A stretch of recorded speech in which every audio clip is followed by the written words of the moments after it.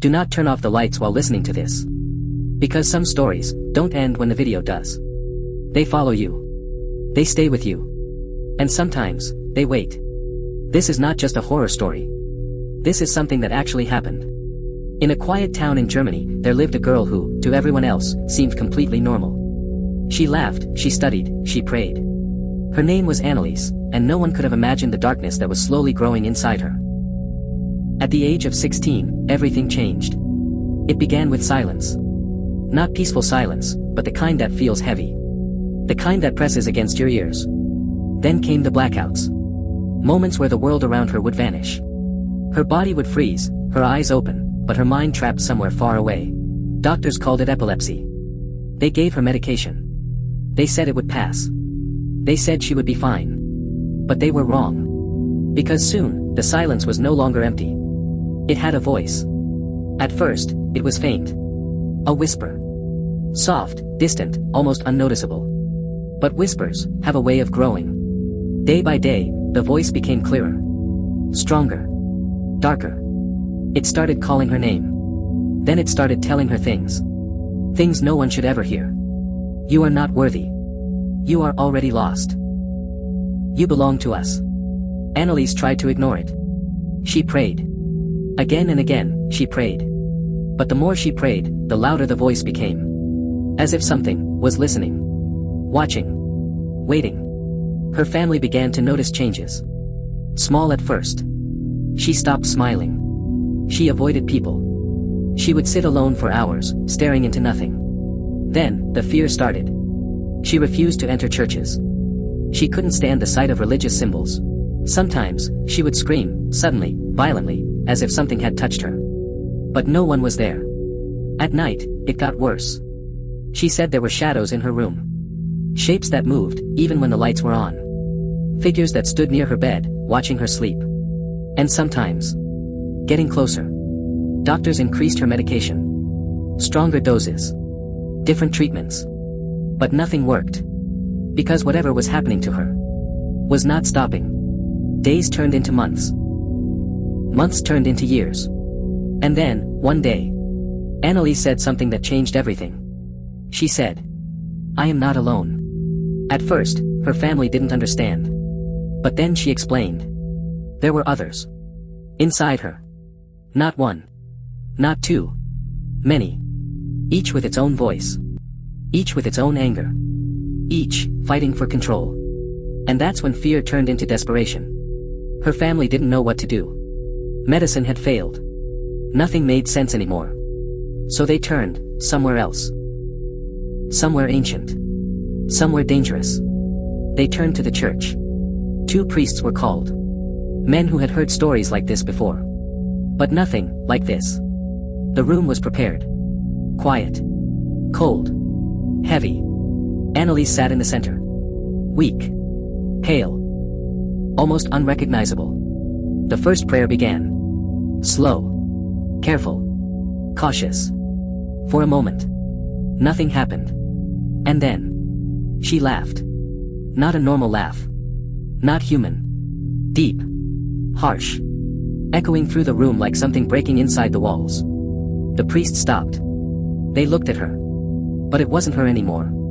Her face changed. Her expression twisted. And when she spoke, it wasn't her voice. It was something else. Something older. Something angry.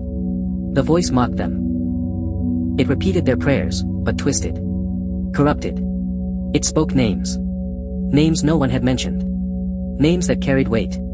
Darkness. History. The first session ended in silence. But that was only the beginning. Because once it started, it didn't stop. Session after session, the same pattern continued. Prayers. Screams. Laughter. Voices. Different voices. Sometimes deep. Sometimes sharp. Sometimes whispering, right into the ears of those in the room. Anneliese's body couldn't handle it. She stopped eating. She refused food. Or maybe, something inside her refused it. Her body became weaker. Her bones visible. Her skin pale and cold. But the voices, they grew stronger.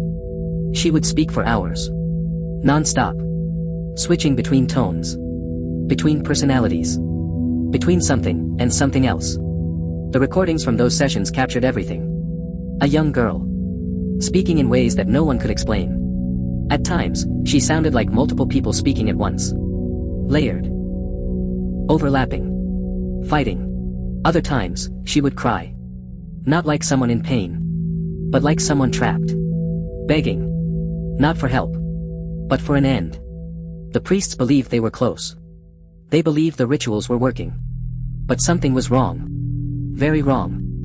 Because instead of getting better, Anneliese was fading. Slowly. Painfully. Her body gave up before her voice did. She spent hours on her knees. Praying. Repeating the same words. Over and over again. Sometimes hundreds of times a day. Her legs bruised. Her body shaking. But she didn't stop. Or maybe she couldn't. Neighbors began to hear things. Screams in the middle of the night. Loud crashes. Voices arguing when there was no one else inside. But no one interfered. Because fear keeps people silent. Weeks passed. Then months. And still, the sessions continued. By now, it wasn't just about saving her. It had become something else.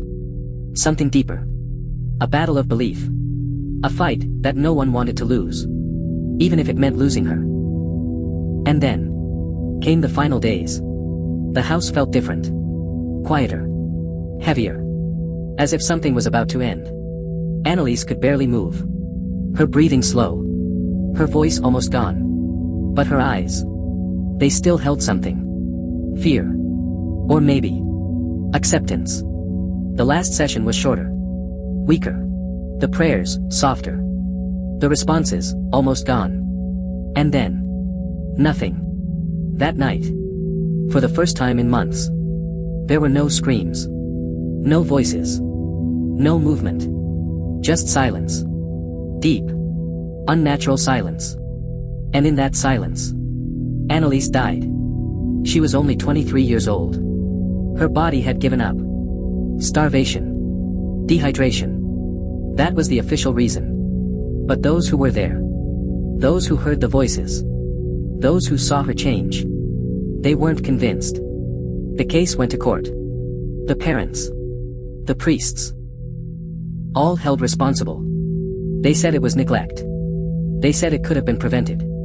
They said she needed medical help. Not rituals. Not prayers. Not this. But even today, people are divided. Some say it was a tragic case of mental illness.